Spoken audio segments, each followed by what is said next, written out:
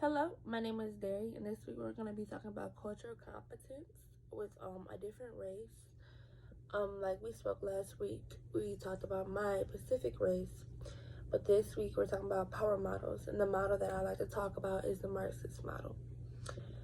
I think this represents our current environment just because our environment is separated by class, by the poor and the rich. The rich basically control everything, and the poor just gets what they get, honestly.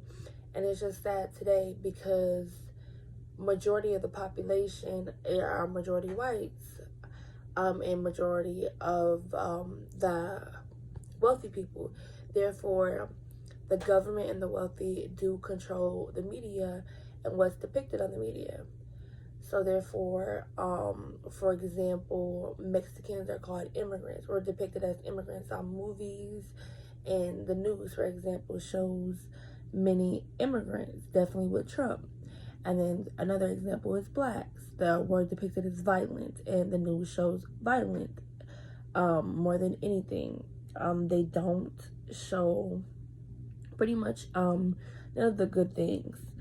And so they do show, this is a primary example of control of communication, and the force that the population does have and the government does have to basically control that barrier of who's rich and who's not, definitely to people of color. So the next thing we're supposed to talk about is in regard to the TED Talk on impact bias. So I like how the TED Talk about automatic processing. So because of the Marxist model, automatic processing typically happens in our head. If you see for example, he was an Asian in this video. If you see an Asian that is taking a test and they leave the test out, you would think that they're smart. They came from Asia,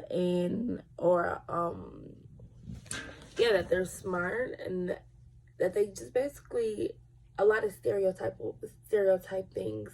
I know a lot of my friends typically think people who own nail salons are Chinese.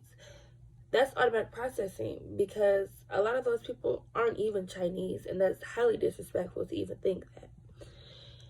And my immediate response, I apologize, I just wrote these questions down. But my immediate response is that, again, it's disrespectful. Because if somebody was to look at me and say, oh, she's black, so she's violent and loud, I'll be like, hey, I don't even come from a low poverty population or background. It's kind of disrespectful for you to think of that of me, or if you automatically assume I like chicken when I don't really eat meat, So I do think milliseconds matter, and that a short thing that you say, definitely on mass media like news, can stick with somebody and can actually scare somebody. That is called fear tactics. And together, they do influence a lot of things, ourselves, our profession. For example, biases, like in the TED Talk, might happen, which can cause basically a glass ceiling where people of color cannot get the same opportunities of a Caucasian because of these biases, because somebody might think they're violent, or because of automatic processing. So milliseconds do matter on what you say, and like they say, your first impression is always going to be your last impression.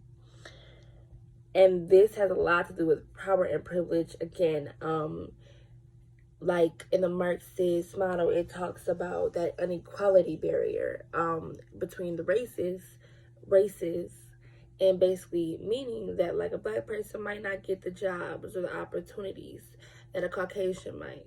Therefore, they might not even be able to get the eligibility to get out of poverty, to make more for their family, just because they're not offered those. Even if they try, they have to work 2 times harder. And I believe that personally in my life, a lot of my family members went through the same thing. So it's kind of devastating that I've seen this firsthand. And therefore you might think, oh, all blacks are on unemployment or getting government assistance. But if you think about it, we are born into an economy that is poor. We're born poor. We don't choose our lifestyles. Half the time we have to help out with our parents, so we're not able to go to college. We cannot afford college. Our education systems are horrible in low poverty and low poverty communities. There's a lot of things. The violence is an increase, so therefore we're not.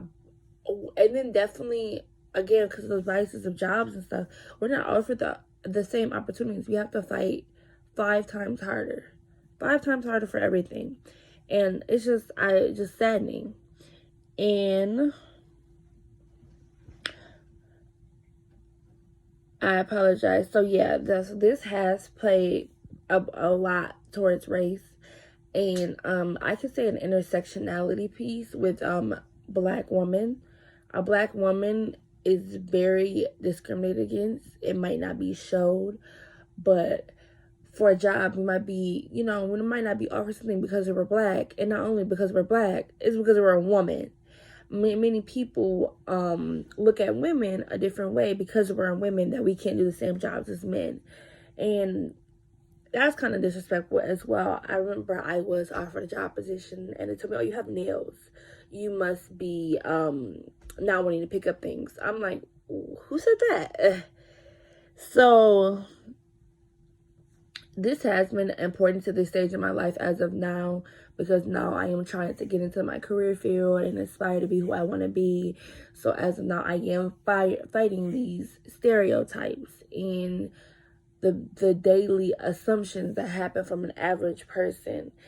And it's happening more and more now, just because I'm older and I understand the comments that are being said to me. So it plays a big part in my life as of now, and definitely with the Black Lives Matter movement and the George Floyd. And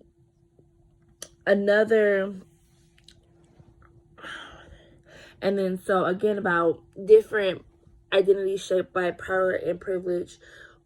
Basically, if you're born rich, you get more privilege and power.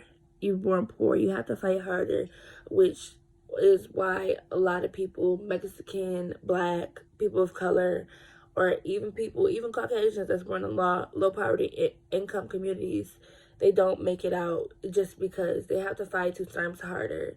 They're not giving the same standpoint. And we're not born on an equal standpoint. Caucasian who has a 2-parent household, both parents are working, and they can pay for college. They might be born right here, but for somebody who's born in low income poverty, they're gonna be born right here. And how can you use this understanding of your social location as a basis for empathy and action?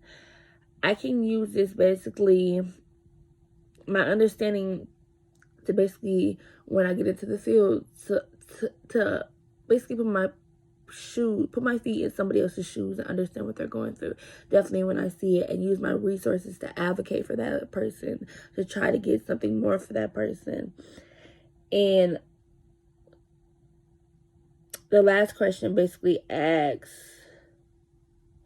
the humility when working with clients and groups and communities. Basically, you have to understand everybody is just their own person, and you have to treat them that way. You have to advocate.